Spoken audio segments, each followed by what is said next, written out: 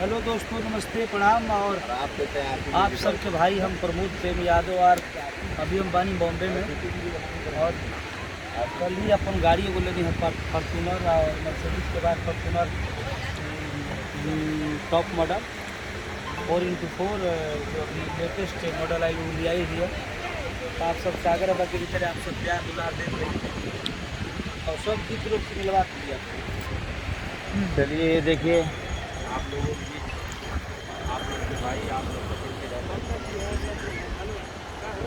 पहले मैं आपको बताता हूँ ये गाड़ी के साथ नया आया है। हेलो गाड़ी के साथ वहाँ जाइए गाड़ी ऐसे आज भैया बाद में का ये गाड़ी लिया सपना था मेरा मर्सिडीज और फॉर्चूनर टॉप मॉडल 4x4 बोल रहे हैं, कैमरा आपकी तरफ नहीं है।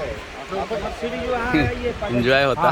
चलिए ये देखिए, आपको दिखाते हैं ये मर्सिडीज। मर्सिडीज 1 साल हो गया है, 8-9 महीने इसका हो गया।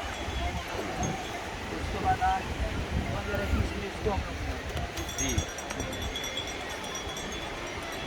2021 में फॉर्चूनर जो बहुत ही सलूक अलग है और बहुत ही अच्छा करने में लग रहा है।